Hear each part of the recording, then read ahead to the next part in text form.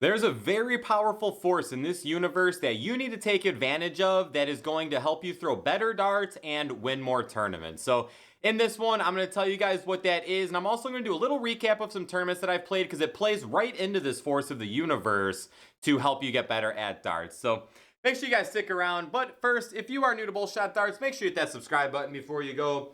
The more Bullshot Darts you watch, the more 180s you'll hit, and also drop this video a big old thumbs up. So real quick, I'm just going to do a little recap of my tournament because this plays right into my tip for this video. And just a couple weekends ago, I played in the Southside City Cup. And last year, I won the MVP, so I was really excited about that. And I guess spoilers, because you guys can already see the trophy here. But I did manage to win the MVP again, so 2 years in a row I got that.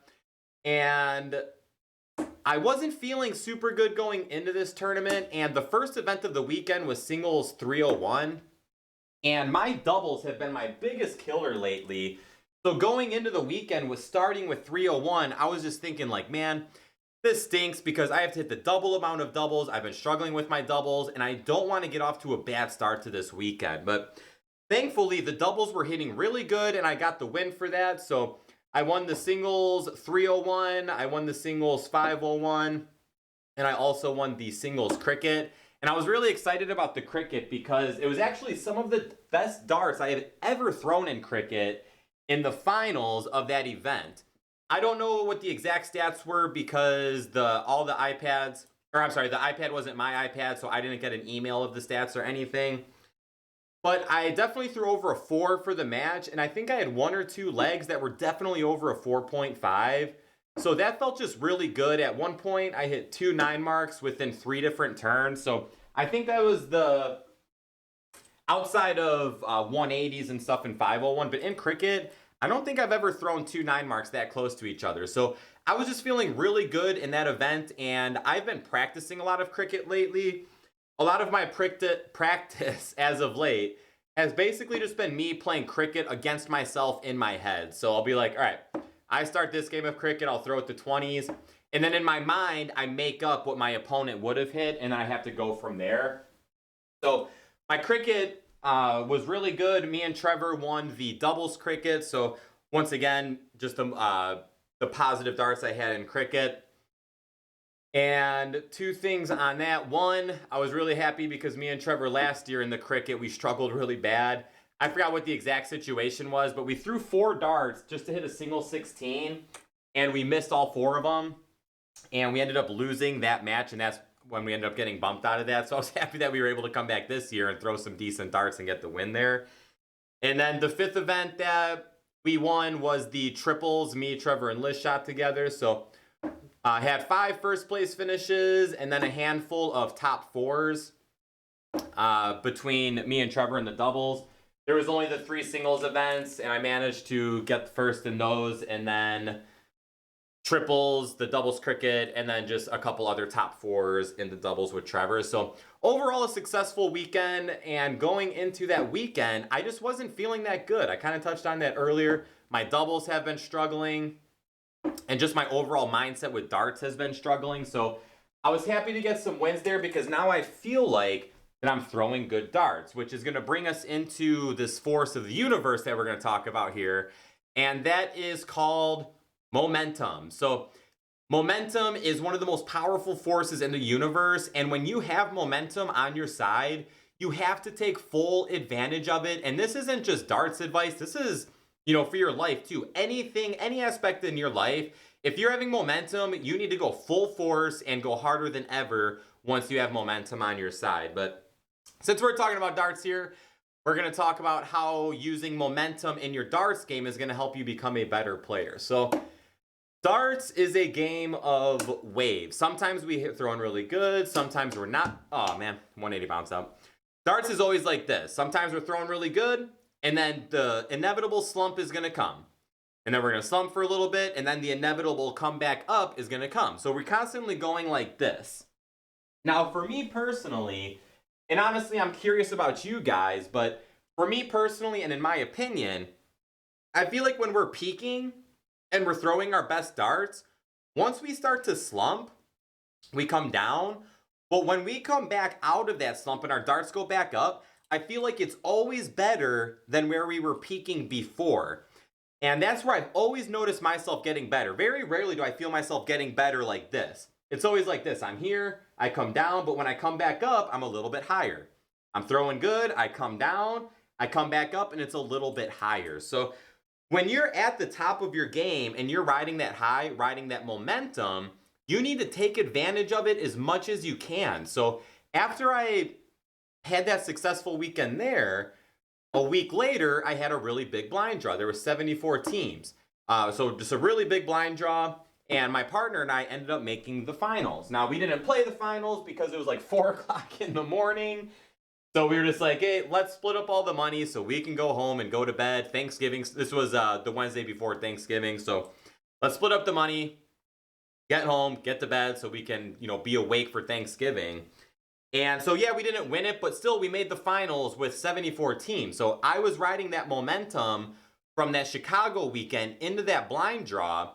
And now I have a tournament coming up this weekend in Columbus, Ohio. I'm heading out to the Buckeye Open, which hopefully I see some of you guys out there. That would be awesome.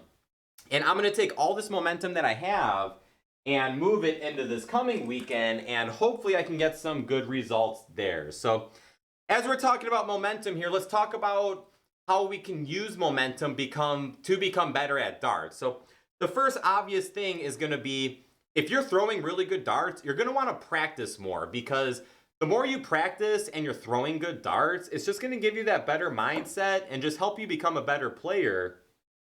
So when you do have that little slump and you come out of it, you're going to be at that higher level because you put in so much practice when you were throwing well. And also, practice is just so much more fun when you're throwing good. And it just helps with the overall mindset and confidence when you take those darts and go out and play tournaments and stuff like that. So practice more, and of course, along with practice more, you're just going to want to go out and play more, because practicing on the dartboard is always different than being in the competitive environment. So you want to make sure, let's see if this one bounces out. Oh no, just way off into the 5. So you want to take advantage of that momentum and get it in the competitive environment. So go out, play tournaments if they're available. Play more blind draws. Get out and maybe play a league when you're feeling really good. Because just the more darts you throw when you have that momentum, it's just going to help you, because eventually that slump's going to come. But when you come out of that slump, all that work you put in when you were at the top last time, it's going to pay off, because you're going to be even better when you get out of that slump. So play more, and on top of that, if you're playing more when you're throwing really well, there's a good chance that you're going to win some money. So you can take that money and put it back into your darts. You can save up and plan a little darts trip. I got another video coming out about how to travel cheap, because traveling for darts is not cheap, and we're not always winning money when we're going out. So I always try my hardest to travel cheap. But if you can play darts to pay for your darts, that is best case scenario.